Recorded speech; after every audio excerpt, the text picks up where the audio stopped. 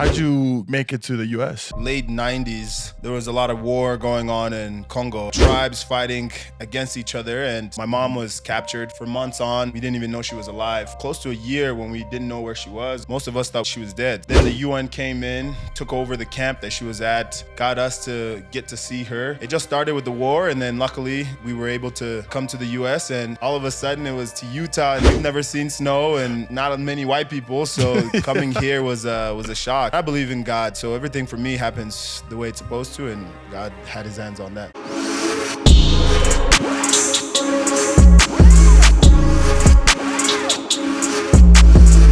Yeah, it's perfect. All right, cool. Let's get it. Yeah. This is crazy. How you been, man? Wait. I'm nervous.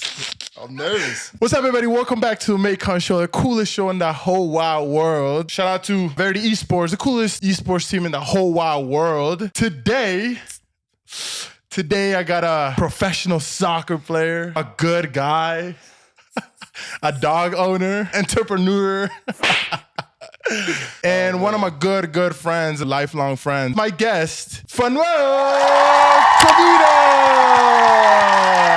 What's good, man? Thanks for having me. I've been waiting. Bro, I watch all the shows. waiting. I've been waiting to be on here. How you been, bro? I've been good. Lots have changed. We got facial hair We got now? facial hair now. Neither of us ever had facial hair. Never, bro. This is the first time ever. You Now know? we got facial hair. You guys don't know very much about Mikey, but I've known Mikey for so long. This is one of the hardest working people I've ever met in my life. Thank you. You have no idea how much he puts in and everything he does. So y'all better be thankful for what he's doing right now. Thank you, bro. Real shit. Bro, you've been going crazy. The consistency, man. You just keep working, you know? It's been good. It's been long. It's crazy to think I'm Bro. going into my 9th year now. I met you when we were like, what, 12? Yeah, 12 years old. Dang, 12 years old. Wow. Yeah. We're about to be 30. We met playing club soccer. No, it was ODP. Oh, it was ODP. It was Yeah, ODP it was because you were ODP. a year younger in soccer. Yeah. But we were the same. We were the same age. Yeah, bro. We went through the ranks together. We did so much just to make it. Somehow we made it. Just crazy. But the thing is, like you said, you mentioned the consistency, the hard work that it started from 12 years old. Not a lot of people know that until I'm almost 30 now. And this man has been grinding, playing all over the world, playing on the national team. You guys have no idea the passion and the hard work this guy has put in. To a lot of people around my age who know Mikey from the academy, he was the best soccer player we've ever seen.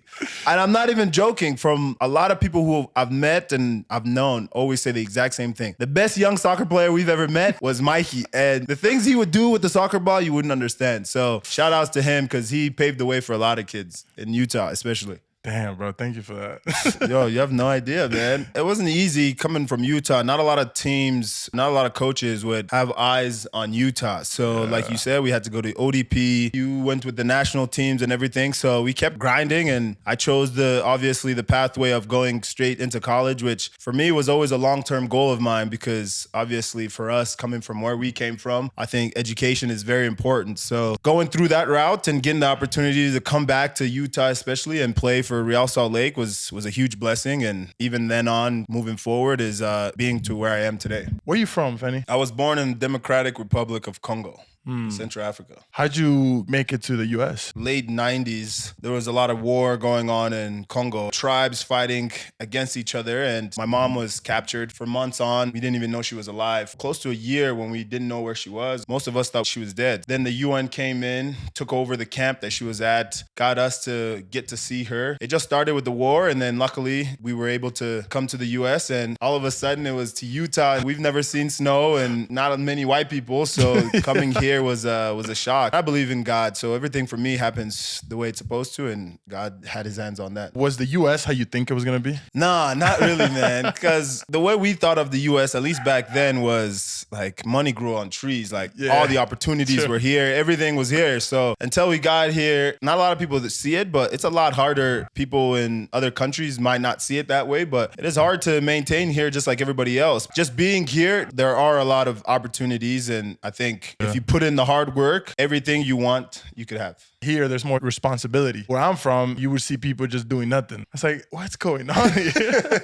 it made no sense. Here, you can't just be doing nothing. Nah, you gotta work and you gotta grind here. Hard work really pays off for most people. Even when I speak to young kids, I think hard work always pays off. Yeah. If you put in the hard work and you're dedicated to your craft, things will happen. With soccer, right? When was it that you were 100% sure, like, that's what you want and I'm gonna go for it? I wasn't the best player. Obviously, you guys knew that. I wasn't the best player at all. You were good. You were good. Man. Come on, bro. The thing with me is, it always seemed as if everybody else around me was way better than me.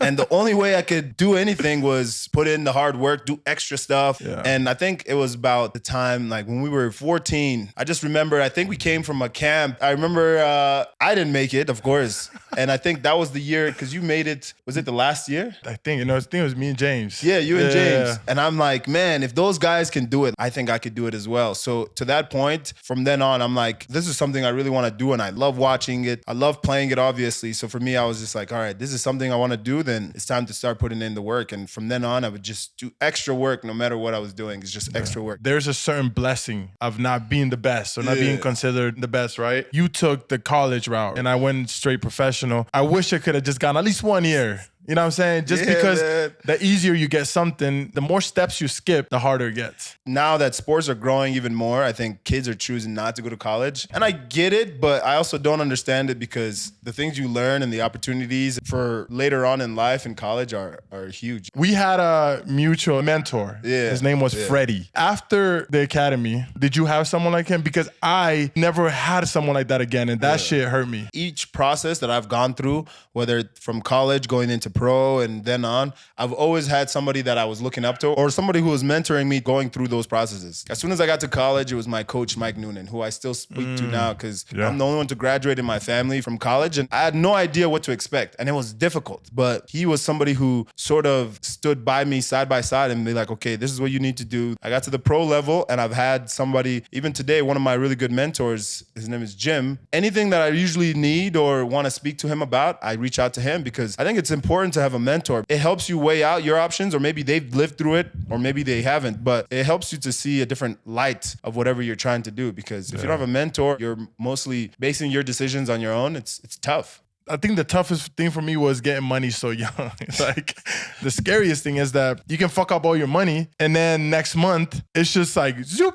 right back out. You get another paycheck. And you're like, oh, we live. Like, we don't need nothing, right? Yeah. And then you start fucking around, and I was so young. I lost my virginity at 18. You know what I mean? Like, no, at 19, bro. I was a savage right after that. Life changed for the man. Life changed, bro. I was like, what's going on? I was never like that. You know me. I was like, no, God will strike me down, bro. But one thing that I even learned from him, like Mikey was the most dedicated person I've ever seen. Like, he had a routine. He knew exactly what he wanted to do. And the reason why he became professional at 18 is because he was consistent. And when he would lose, he would go and train. I remember one time Mikey came at practice and he had these weighted ankle things. He would warm up with them. And I'm like, what? I've never even seen anybody do this. And he would run around. He's like, these are going to make me faster. And then all of a sudden, Mikey wanted to get jacked. And Mikey was curling, I don't even know, 60, 50 pounds every day. And I'm like, man. Then we all started getting jacked. We started getting so big. But the thing is, you were so dedicated and passionate, and like you were praying every single morning. You had your Bible on you, and I started even growing my faith even more because of what I was seeing you do. It was just cool to see, man. And it's crazy to see where we are now. Oh my God. Time is flying. Bro, last time I saw you was in real life. Last time I saw this guy was 7 years ago, bro. In real life. And it's crazy. Our friendship is, obviously, we don't stay in touch. But it feels like when I see you, it feels like I never. It's the exact same thing. It's like, damn, I haven't seen this fool in forever. That's crazy, bro. It's nice though. It just shows how good our friendship is. I miss you, bro.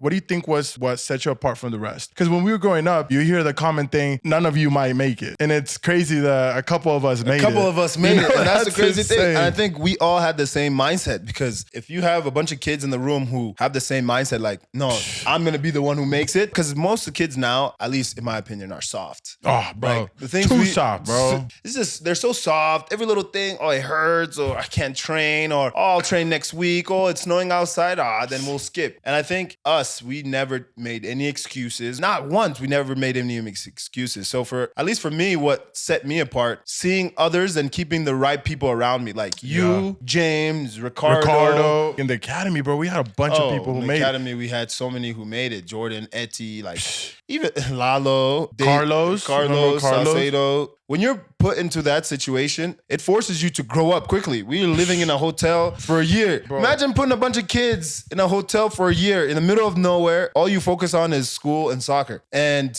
you're away from your family. You have to make it. Like, that was my thought. Oh, I have to make it. What set me apart from the rest was doing the extra work that some people didn't want to do. Yeah. And for you, it was the same thing. You were Same doing. thing. I remember one time he came, he's like, I'm only training with my left foot all day today because I want to be like Messi. And I was just like, whatever, man. Everything he did started working. Like, if you see some of this guy's highlights, you'd be amazed because it's a replica of Messi. But yeah, man, it's just doing extra work. You have to put in the extra work in order for you to separate yourself from everybody else. Because if you don't, then you're just an average player. You're going to be average or you're going to be mediocre like the rest of them. Bro, we had such of a good, friendly competition all the time, bro. We wanted to be better than each other all the time. That's what made us better than a lot of other kids, because at training sessions, I remember we'd play small-sided and one of the team loses and we'd be like, yeah, get the hell off the field. Like, losers, get off. Yeah. And that's the type of competition we had. Like, hey, you lost. Next one, come in so you can get beat just like everybody else. Yep. And we were so competitive going through tackles, but it was like friendly competition because obviously the only way to make him better or to make me better is if we're competing. But like, if I'm going soft on him, how is he supposed to get better? That's why I loved Last Dance by Michael Jordan. Oh, when I watched that video, I'm just like, wow. Yeah, I wow. know, Like, bro. I'm getting excited. I'm like, dang, there's so much more I can do. I knew anybody who got triggered or anything by that movie, you're soft. You will never make it in any sport or anything you do because that's what it takes. When you became a professional soccer player, when you signed your life away, what was the first thing you did? December 14th, 2014, I signed, I think 12 days before graduating. I was in my room, I was screaming. I remember I told my parents, I was just so excited. And I started tearing up. All the hard work you've put in, like, it just came to the open now. You're like, man, hard work pays off. And I was in there crying. I was cheering around, running around. So it was a good moment for me, man. I love looking back on it. If a young kid wants to be in your position, what would you tell them? Ooh, there's a lot. I've learned a lot.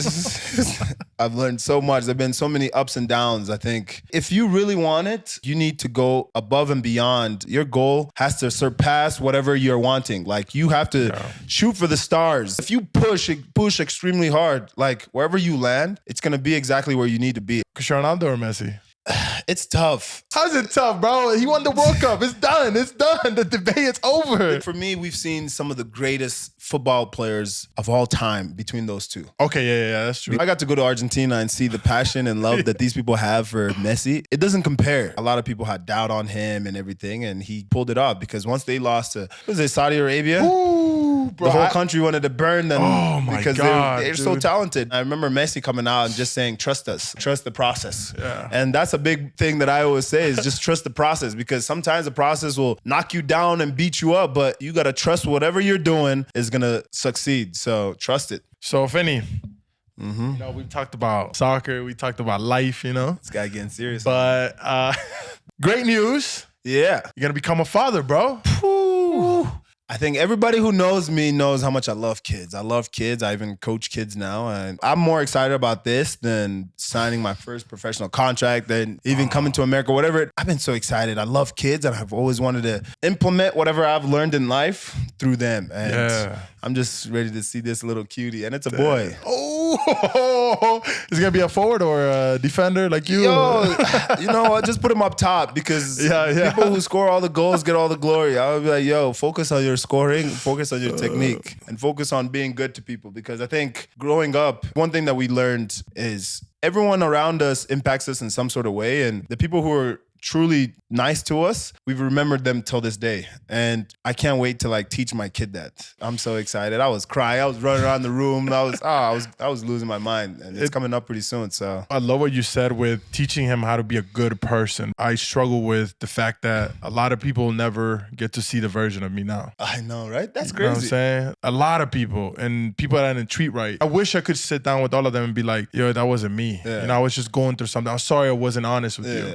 It's tough when you're in a tough position, especially mentally, because this game will pull you down and drag you through the mud. And it's not easy to walk through with a smile on your face all the time. What's the biggest challenge that you've ever been through, and how'd you get through it? So I signed with Real Salt Lake, and then all of a sudden, obviously, lights, everything, you're excited, you sign your first professional contract, and then after 2 years, you don't have a contract anymore. I'm a young kid. I don't know how it works or how to navigate through that. And then obviously being here with your family, now they're asking you questions, or what are you going to do now? Or what is this? And all these questions keep coming in. I couldn't find a team for, I think it was four to 5 months, and the season's already started. So you're sitting here, you're just thinking like, okay, am I ever going to make it? And you started questioning yourself and going through this kind of spiral down, and still having to train every day and prepare yourself like you're going to find a team, even though nothing is coming in. And I think I constantly had to stay consistent, training every day. And my mom would ask me every day, what are you doing? Like, why are you even going to practice? I'd wake up every morning, go to the gym, and then after that, wait a little couple hours after I eat, and then go train. And she's like, why are you putting yourself through this? She's like, why don't you just find a real job? And my mom loves saying that. Just find a real job. They don't understand. But they don't really understand, because this is a passion for you. This is something that you've loved. This is something that you want to aspire to be the best at. Having those type of questions and being at home and having your friends seeing you like, oh, what happened? Like, aren't you playing for them anymore? Or, so what are you doing now? Shut the fuck up, man. Yeah, so did you get a real job? And it's tough to constantly get those questions, because they're getting into your head like, oh, damn, it's been 2 months. Season's about to start. Oh, 3 months. Season just started. It's 4 months. I don't have a team. What am I going to do? I constantly just believe like, okay, whatever I'm doing now is going to work. And you have to believe in yourself, because if you don't believe in yourself, then one of those comments that somebody gives you like, oh, why don't you just get a real job? And be like, damn, I do suck. Maybe I should just get a real job. But you just got to continue to believe in yourself and like, no, I still got a lot in me. And if I could keep training, something's going to fall through, and God's good. And I was able to find another team. So it's definitely not easy. And if you have a significant other, you have children, it makes it that much tougher. I've gotten a normal job. You know, I've gotten a real job, and it's bullshit. Okay? It's a fucking lie, bro. That's the biggest lie, bro. That shit ain't fun. I'd rather follow my dream till I die, bro. That's true. That's real true. shit. And it's okay to have a regular job, you know, and follow your dream. But don't fucking get just a regular job. That shit's whack. It's a fucking lie, bro. It's funny because I just came from a wedding. It's all my buddies who we went to Clemson with. Some have real jobs per se, and most of them keep telling me, just keep playing as long as you can. It makes me want to continue to do it more when I hear it from my buddies. Be like, yo, just keep playing. There's no rush. You still got 10 years, bro. If you really think about it, if you stay consistent, if you're smart about it, you know, you're not dumb out here. I mean, I don't even want to go to parties no more, bro. Fuck that shit. Too old. Too old, man. It's not. And the thing is, like, I have different priorities. I think that's what it is. Obviously, back then, your priorities are different. And the older you get, your priorities change. And for me, my priority is my family, my close friends, and being a good person, one, being a better leader on the soccer field, and just doing the best that I can in all aspects. Too many people nowadays get offended or affected by their behavior from other people's opinion of them. And I don't think that should be the case. And sometimes it's hard to hear, but don't never let somebody change you off of their opinion. If you truly know who you are, you just gotta stay true to yourself. I believe that my soul, before coming to this earth and picking this body, this skin machine, you know what I'm saying? Like, it knows what life it had ahead of him. Yep. And the fact that our minds tell us, yo, you know you're fucking up, and we keep doing it, is because our soul knows exactly what to do, but our bodies decide to get the fast, what do you call that? Fast, how do you call that shit? It's like and I think a lot of people want that nowadays. It's like the quick effect, the quick fix. Goddamn. What is it? What is it called? What is it when you're... I'm pissed, bro. This is what happens when you're the English shit, bro. Don't worry, English is not our first language. Dude, validation? Not validation. It's the quick... I know exactly what you're talking about as well. Damn. We want... I don't even know how to explain it. It's like it's not a quick fix. It's not... It's a... Oh, bro, damn. Do I have to look it up, bro? You might have to, to. bro. This is what happens when English is not your first language. You gotta Google stuff. You gotta see what's... Fast. Oh, we all want... Okay. We want... No, it's not... So what What's do they it have? called? That can't be it. What is it called? What is it? You got it? We want instant gratification. Dang, it took us that long to find out what's instant gratification. Bro. Wow. If he cuts this out, just know how long it took. Oh my God, bro. I think that's why I think kids now are soft, is because everybody wants the quick gratification. Is it gratification? What is it? The instant gratification? Fanny in 5 years. Hopefully I'm still playing. Hopefully my knees and back, everything's feeling good. Neck, back. Neck, back, and everything. I'm raising a good family. My real estate has grown. Having stability, I think that's hard. The older you get, having something stable and everything. So Fanny in 5 years, if you're watching this, you did good, kid. I'm proud of you. One of the biggest things I've been doing is that I have DCO. How do you say? Dissociated? Yeah. Dissociated. I had it the first time. I have dissociated myself from my now self. I look at myself when I was 21 every single day. From the future, I'm looking at my younger self every single day, how I fucked up. So guess what my older self is doing? Every single day, he's looking at me what I'm doing. So everything I do, I'm like, yo, I'm gonna make you proud. Watch, we're gonna have this conversation in 10 years, and I'm gonna be thinking of how every single choice he did made me proud in 10 years. I love that. Every single choice I make, I want to make that guy proud. Later on, when you get technology more updated, we can do FaceTime and you can bring me back, because every time I watch the show, there's so many more things I want to say. And sometimes I write things down because I'm like, oh, wow, I've never thought of it that way, or I've never looked at it that way. And when you hear other people speak and who experience different things, you're like, oh, wow, these are my peers. These are people that I've maybe met and maybe have never met, but you constantly continue to learn. So appreciate it. Oh yeah, fam. Keep doing you, man. I'm proud of you. I'm proud of you, bro.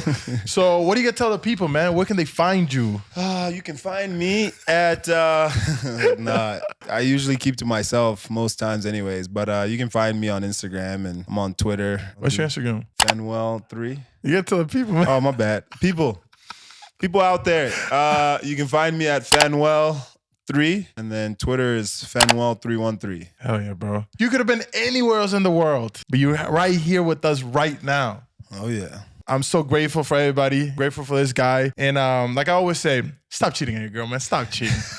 Bro, you gotta stop cheating, man. I saw this the other day. I was like, who's this guy talking to? I was like, wait a minute. To all the cheaters in the world, bro. I was like, somebody must have heard him. No. Okay, First of all, somebody must have heard him, because after every show he's been saying that, I was like, dang. No, I'm just saying, you know why? I know y'all want to be happy, so stop cheating, man. Come on, bro. They're cheating left and right. They can't stop cheating, man. Especially nowadays, bro, with all this social media and TikToks. Everything. Yeah, man. Shit, just bro. Put that stuff to the side. If you found yourself a good one, keep it strong. The rest of it is just a waste of time. Go to sleep early, wash your teeth, wash your ass. We don't want no nasty motherfuckers out here. That's important, bro. I just learned that a lot of people don't wash their ass, man. Like, that's crazy. I'm curious of the people you've been talking to. First you say, yo, stop cheating out there. And then you be like, yo, make sure you wash yourself. Wash your ass, man. I'm telling you, bro. We don't want. Love you guys. Have a great day. Have a great night. Peace out. Peace.